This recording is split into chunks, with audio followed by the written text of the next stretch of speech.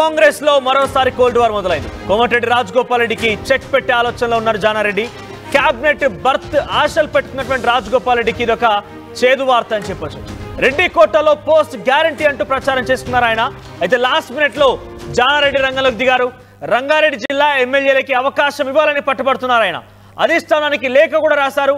రంగారెడ్డి జిల్లా నుంచి పోటీ పడుతున్నారు వారంతా కూడా రెడ్డి సామాజిక వర్గమే కాబట్టి వారిలో ఎవరికో ఒకరికి అవకాశం ఇవ్వాలని చెప్పి కూడా జానారెడ్డి కోరినట్టు తెలుస్తోంది. అయితే రాజగోపాల్ రెడ్డికే ఎందుకు ఇవ్వాలనేటువంటి ఆలోచనలో కూడా ఆయన లేఖలో మెన్షన్ చేసినట్టు తెలుస్తోంది. అయితే రెడ్డి కోటలో తనకి ఈ పోస్ట్ రాబోతోంది, నేను క్యాబినెట్ లో ఉండబోతున్నాను అని చెప్పి ఆశించిన రాజగోపాల్ రెడ్డికి ఇదొక బిగ్ షాక్ గా చెప్పొచ్చు. ఇప్పటికే ఆ పార్టీలో నుంచి అదే కుటుంబంలో నుంచి ఒక వ్యక్తి మంత్రిగా ఉన్నారు, కోమటిరెడ్డి వెంకటరెడ్డి. ఒకవైపు కోమటిరెడ్డి వెంకటరెడ్డి మంత్రిగా ఉండగానే మరోసారి తన తమ్ముడికి మంత్రివర్గంలోకి చోటు లభిస్తుందని చెప్పడం. నల్గొండలో ఇప్పటికే 2 రెడ్డి మంత్రులు ఉన్నారు. మరొక రెడ్డికి అవకాశం కల్పిస్తే ఎలా ఉంటుందని కొంత ఆందోళన కూడా వ్యక్తమైంది. ఈ నేపథ్యంలోనే జానారెడ్డి లేక రాజగోపాల్ రెడ్డికి చెక్ పెట్టే అవకాశం కనబడుతోంది. రంగారెడ్డి జిల్లా నుంచి కూడా ఒకరికి కంపల్సరిగా ఇవ్వాల్సిన అవసరం అయితే ఉంది కాబట్టి రంగారెడ్డి జిల్లాలో ఇప్పటివరకు ఒక్కరు కూడా మంత్రివర్గంలో అవకాశం ఇవ్వలేదు కాబట్టి ఆ రెడ్డి సామాజిక వర్గం నుంచి అదే జిల్లాకు సంబంధించిన వ్యక్తులకు ఎవరికొవరికి ఇవ్వండి అంటూ కూడా ఆయన ఇండైరెక్ట్ గా రాజగోపాల్ రెడ్డి చెక్ పెట్టే పని చేశారు. సో రాజగోపాల్ రెడ్డికి దీంతో నిరాశ తప్పేలా కనిపించలేదు. మొత్తం మీరు ఏదేమైనా కూడా రాజగోపాల్ రెడ్డికి జానారెడ్డి చెక్ పెడుతున్నారని ఒక వార్త పెద్ద ఎత్తున సంచలనంగా మారింది. ఆయన లేఖతో ఒకసారిగా ఇది మళ్ళీ బహిర్గతమైంది. మా ప్రతినిధి మధు అందుబాటులో ఉన్నారు. మధు, ఏంటి రెడ్డి సామాజిక వర్గం నుంచి రంగారెడ్డి జిల్లాలో కూడా పోటీ పడుతున్నారు కాబట్టి ఆ జిల్లాలో ఎవరికో ఒకరికి అవకాశం కల్పించండి.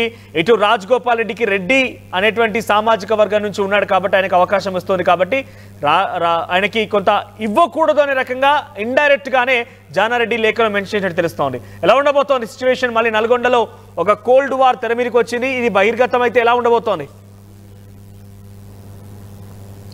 ఎగ్జాక్ట్లీ, జానారెడ్డి లేఖ రాయడంతో మరొకసారి కాంగ్రెస్ పార్టీలో తీవ్ర చర్చకు తావిచ్చింది. ఎందుకంటే జానారెడ్డి గతంలోనే స్టేట్మెంట్ ఇచ్చారు, నేను ప్రత్యక్ష రాజకీయాలకు దూరంగా ఉంటాను, కాంగ్రెస్ పార్టీలో యాక్టివ్ పాలిటిక్స్కి నేను స్వస్తి పలుకుతున్నాను అనేటువంటి స్టేట్మెంట్ చేశారు. కానీ జానారెడ్డి స్టేట్మెంట్ అలా కనపడట్లేదు అనేటువంటిది కాంగ్రెస్ పార్టీలో చర్చ జరుగుతూ ఉంది.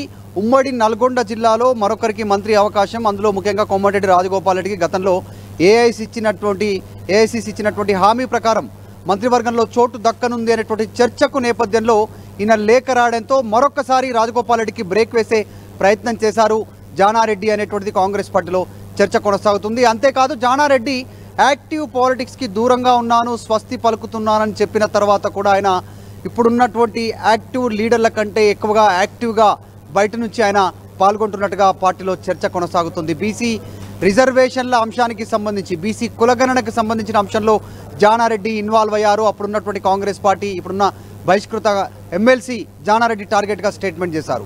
తర్వాత రీసెంట్గా ఉమ్మడి నల్గొండ జిల్లాలో 2 కొడుకులకి ఒకళ్ళని ఎంపీ ఒకళ్ళని ఎమ్మెల్యే చేయించుకున్నారు. తర్వాత అదే జిల్లా నుంచి మరొకరి శంకర్ నాయక్కి ఆయన పేరు ప్రతిపాదన చేసానికి ఎమ్మెల్యేస్ వచ్చేలా జానారెడ్డి ప్రయత్నం చేశారు. ఇప్పుడు మళ్ళీ ప్రత్యక్షంగా ఈ ఉమ్మడి రంగారెడ్డి జిల్లా నుంచి మంత్రివర్గంలో స్థానం కల్పించాలి అనేటువంటిది డైరెక్ట్గా ఏఐసిసి నాయకులకు లేఖ రాయడంపై కాంగ్రెస్ పార్టీలో చర్చ సాగుతుంది. యాక్చువల్గా ఈ ఉమ్మడి నల్గొండ జిల్లాలో ఉన్నటువంటి వారి కోసం కాకుండా కోమటిరెడ్డి రాజగోపాల్ రెడ్డికి చెక్ పెట్టడానికి జానారెడ్డి ఈ లేఖ రాశారు. ఇది రేవంత్ రెడ్డి వ్యూహంలో భాగమే అంటూ కూడా కాంగ్రెస్ పార్టీలో కొంతమంది చర్చించుకుంటున్నట్టుగా తెలుస్తూ ఉంది దీనికి సంబంధించి. సో మొత్తానికి మరొకసారి వివాదం అవుతా ఉంది. జానారెడ్డి లేఖ అంశం రాజగోపాల్ రెడ్డి ఇప్పటికీ స్పష్టం చేశారు, నాకు హోంమంత్రి ఇస్తే నేను చేయడానికి సిద్ధంగా ఉన్నాను, ఏ శాఖ ఇచ్చినా నిర్వహించడానికి సిద్ధంగా ఉన్నాను స్టేట్మెంట్ ఇచ్చారు. సో ఆయన మంత్రివర్గంలో అవకాశానికి గండి కొట్టడానికే, మరొకసారి మంత్రివర్గ విస్తరణను పోస్ట్ పోన్ చేయడానికే జానారెడ్డి లేఖ రాస్తా ఉన్నారు అనేటువంటిది చర్చ కొనసాగుతుంది. గతంలో కూడా ఇలాగే జానారెడ్డి లేఖల వల్ల తీవ్ర కొంత నష్టం జరిగింది, ఆయన లేఖను పరిగణలోకి తీసుకోవడం వల్ల అనేటువంటిది కూడా కాంగ్రెస్ పార్టీలో గతంలో జరిగిన రోజుల్ని గుర్తు చేసుకుంటున్నారు. పిసిసి చీఫ్గా అప్పుడు సీనియర్ నాయకులు జీవన్ రెడ్డి పేరుని ప్రతిపాదిస్తూ ఏఐసిసి నిర్ణయం తీసుకున్న తర్వాత ఉప ఎన్నిక ఉంది, ఉప ఎన్నిక నేపథ్యంలో కాస్త పోస్ట్ పోన్ చేయండి, అప్పుడున్నటువంటి నాగార్జున సాగర్ ఉప ఎన్నికకు సంబంధించి పోస్ట్ పోన్ చేసి తర్వాత పిసిసిని మార్చండి అని జానారెడ్డి అప్పుడు గతంలో అధికారంలోకి రాకముందుకు లేఖ రాశారు ఏఐసిసి అధిష్టానానికి. ఆ రకంగా జీవన్ రెడ్డి పేరు పోయి రేవంత్ రెడ్డి పిసిసి అయ్యేలా అప్పుడు కారణం జానారెడ్డి లేఖనే. ఇప్పుడు మరొక్కసారి అదే జిల్లాకి సంబంధించినటువంటి రాజగోపాల్ రెడ్డి మంత్రి పదవిలో అవకాశం దక్కకుండా చేయడానికి జానారెడ్డి లేఖ రాశారు. దీని వెనకాల పెద్ద పై ఎత్తులు ఉన్నాయనేటువంటిది కాంగ్రెస్ పార్టీలో చర్చ కొనసాగుతుంది. ఏది ఏమైనా జానారెడ్డి యాక్టివ్ పాలిటిక్స్కి దూరంగా ఉంటున్నానే స్టేట్మెంట్ మాత్రమే చేశారు. కాంగ్రెస్ పార్టీలో ఇప్పుడున్నటువంటి యాక్టివ్ లీడర్ల కంటే ఇంకెక్కువగా యాక్టివ్గా పనిచేస్తూ ఉన్నారు. పేరుకు లేను అంటూనే అందరికంటే ఎక్కువగా ఇన్వాల్వ్ అవుతున్నారు రాష్ట్ర కాంగ్రెస్ రాజకీయాలు అనేటువంటిది చర్చ కొనసాగుతూ ఉంది. మొత్తానికి రాజగోపాల్ రెడ్డి దీనిపైన ఎట్లా రియాక్ట్ అవుతారో అనేటువంటిది కాంగ్రెస్ పార్టీలో చర్చ కొనసాగుతోంది. మధు, అంటే దీని ఎఫెక్ట్ ఎలా ఉండే అవకాశం ఉంది? అంటే ఇప్పటికే ఉగాది కల్లా మంత్రివర్గ విస్తరణ పూర్తి కాబోతోంది, 4 మంత్రులకు అవకాశం వస్తోందని చెప్పి కొన్ని పేర్లు కూడా చర్చించుకున్నాము. కానీ ఉగాది అయిపోయింది, మళ్ళీ కొంత ఆలస్యం కూడా అవుతోంది. మంత్రివర్గ విస్తరణ, జానారెడ్డి లేఖ, ఇవన్నీ కూడా ఇంకా ఆలస్యం అయ్యే అవకాశం ఉందా? ఎగ్జాక్ట్లీ. యాక్చువల్గా కాంగ్రెస్ పార్టీ సీనియర్ నాయకులు ఇచ్చిన సమాచారం ప్రకారం మీడియాతో మాట్లాడినటువంటి సమాచారం లెక్కలోకి తీసుకుంటే 3వ తారీఖు అంటే రేపే, ఈరోజు 2వ తారీఖు ఏప్రిల్ 3వ తారీఖు క్యాబినెట్ విస్తరణ ఉంటుంది. దాదాపు పేర్లు ఖరారయ్యాయి. 4గురితో క్యాబినెట్ విస్తరణ ఉంటుంది అనేటువంటి చర్చ కొనసాగుతుంది. మొత్తం 18 మందికి తెలంగాణలో మంత్రివర్గంలోకి అవకాశం ఉంది ముఖ్యమంత్రితో కలుపుకొని. ఇప్పుడు కేవలం 12 మందే ఉన్నారు. 6 ఖాళీలున్నాయి. పోస్టులు మాత్రం ఆ పోస్టు కోసం ప్రయత్నం చేస్తున్న వారు సంఖ్య 60 ఉంది. సో ఈ నేపథ్యంలో 2 ఖాళీలు పెట్టి 4 భర్తీ చేయాలనేటువంటి ఆలోచన చేశారు. వివేక్, రాజగోపాల్ రెడ్డి, అమీర్ అలీఖాన్, తర్వాత మధుసూదన్ రావు, ఇలా కొద్దిమంది పేర్లు తెరపైకి వచ్చాయి. ఆ తర్వాత సుదర్శన్ రెడ్డి, ఇలా కొన్ని పేర్లను తెరపైకి తీసుకున్నారు. వాకిటి శ్రీహరి, ఇలా దాదాపు వీళ్ళ పేర్లు ఖరారయ్యే అవకాశం ఉందనే పెద్ద ఎత్తున చర్చ కొనసాగింది. విజయశాంతి పేరు కూడా పరిగణలోకి తీసుకొని ఉన్నారు అనేటువంటి చర్చ జరిగింది. కానీ పోటీ ఎక్కువైంది. ఇటు ఉమ్మడి రంగారెడ్డి జిల్లా నుంచి, తర్వాత గ్రేటర్ హైదరాబాద్ పరిలో ఉన్నటువంటి వారు, పార్టీ మారి వచ్చినటువంటి వాళ్ళు కూడా మంత్రి పదవిని ఆశిస్తూ ఉన్నారు. తర్వాత చాలామంది సీనియర్ నాయకులు కూడా మొన్నటి వరకు ఎమ్మెల్సీ ఇచ్చి మంత్రి పదవి ఇస్తారనే ఆశ పొందారు. సో అది జరగలేకపోవడం, పోటీ చాలా తీవ్రంగా ఉన్న నేపథ్యంలో కాస్త ఏఐసిసి 2 పోస్టులు కాలిపెట్టి 4 భర్తీ చేయనుందని చర్చకు దాదాపు కంక్లూజన్కి వచ్చిందన్న దశలో జానారెడ్డి లేఖ రాయడంతో మరింత పోస్ట్ పోన్ చేసేలా నిర్ణయం జరుగుతుంది అనేటువంటిది చర్చ సాగుతూ ఉంది. ఎందుకంటే అత్యంత కీలకమైనటువంటి శాఖలు ముఖ్యమంత్రి దగ్గరే ఉన్నాయి.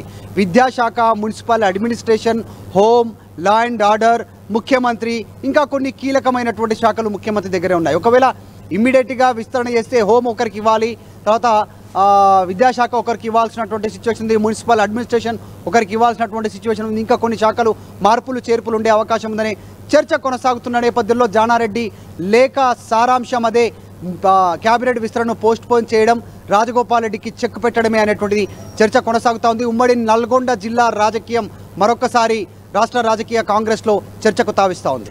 రైట్ మధు. సో రాజగోపాల్ రెడ్డికి చెక్ పెట్టే ఆలోచనలో జానారెడ్డి ఉన్నారా? అందుకే జానారెడ్డి లేఖ రాశారా? అయితే నల్గొండలో ఇప్పటికే ఉత్తమ్ కుమార్ రెడ్డి, కోమటిరెడ్డి వెంకటరెడ్డి ఇద్దరు కూడా రెడ్డి సామాజిక వర్గానికి సంబంధించినటువంటి వ్యక్తులే మంత్రివర్గంలో చోటు లభించింది. దీనికి తోడు రాజగోపాల్ రెడ్డి ఆల్రెడీ తన అన్న కోమటిరెడ్డి వెంకటరెడ్డి దానికి మంత్రి పదవర్గంలో చోటు లభించి నేను మంత్రిగా కొనసాగుతుండగానే తమ్ముడు కూడా నాకు అవకాశం కల్పించాలని చెప్పి పదే పట్టుబట్టడం, హోంమంత్రి కావాలంటూ అనేక రకాలుగా ఆయన మాట్లాడడం. మొన్న మధ్య ఆయన అసెంబ్లీలో కూడా ఇక్కడ ఇన్ని రోజులు ఒకే లెక్క, రేపటి నుంచి ఇంకో లెక్క అంటూ కూడా ఇండైరెక్ట్గా తనకి మంత్రివర్గంలో చోటు వచ్చిందన్నట్టుగానే భావించి ఆయన మాట్లాడుకున్నాడు. ఇవన్నీ కూడా నిరాశ అవకాశం కనబడుతోంది. జానారెడ్డి లేఖలో అటు అధిష్టానాన్ని కోరారు. రంగారెడ్డి జిల్లా నుంచి రెడ్డి సామాజిక వర్గానికి సంబంధించిన వ్యక్తుల కోసం మీరు మాట్లాడుతున్నారు కాబట్టి రంగారెడ్డి జిల్లా నుంచి వరకు ఒక రెడ్డి సామాజిక వర్గానికి సంబంధించిన వ్యక్తులకి అవకాశం కల్పించండి అంటూ ఆయన లేఖలో పొందుపరిచారు. ఇది రేవంత్ రెడ్డి స్కెచ్ లో భాగమే అంటూ కొంతమంది మాట్లాడుకుంటున్న పరిస్థితి కనబడుతోంది. రేవంత్ రెడ్డి స్కెచ్ లో భాగంగానే జానారెడ్డి లేఖ రాస్తారని కనబడుతోంది. గతంలో కూడా నాగార్జునసాగర్ ఉప ఎన్నికలు వచ్చాయి కాబట్టి కొంత పిసిసి నియామకం సంబంధించి కొంత ఆలస్యం చేయండి అని చెప్పి జీవన్ రెడ్డి పేరును కాస్త తొలగించడానికి కూడా కృషి చేసింది జానారెడ్డి అంటూ కూడా చర్చ జరిగింది. అయితే యాక్టివ్గా పాలిటిక్స్లో నేను ఉండను అని చెప్పి జానారెడ్డి చెప్పినప్పటికీ ఇండైరెక్ట్గా ఆయన అంతకు మించి యాక్టివ్గా ఉన్నటువంటి పాలిటీషియన్స్ కంటే కూడా చాలా యాక్టివ్గా ఎప్పటికప్పుడు అధిష్టానానికి లేఖ రాసే అంశాలు చేరవేయడం కానివ్వండి, పార్టీ అధిష్టానానికి చాలా సన్నిహితుడిగా, పార్టీ అధిష్టానానికి చాలా నమ్మకమైనటువంటి వ్యక్తిగా కూడా ఉన్నారు కాబట్టి ఆయన మాటలు కూడా పరిగణలోకి తీసుకునే అవకాశం కనబడుతోంది. ఈ నేపథ్యంలో జానారెడ్డి మాటలు కనుక మరోసారి పరిగణలోకి తీసుకుంటే ఈసారి మళ్ళీ రాజగోపాల్ రెడ్డికి చెక్ పెట్టడం ఖాయం కనబడుతోంది. ఇండైరెక్ట్ గా ఒక కోల్డ్ వార్ తెర మీదకి వచ్చింది. చూద్దాం మరి ఏం జరుగుతుందో. ఆర్టీవీ యాప్ వార్తల్ని క్షణాల్లో చదివే అవకాశం ఉంటుంది. ఒక న్యూస్ పేపర్, ఒక టెలివిజన్ ఛానల్ మీ చేతుల్లో ఎప్పుడు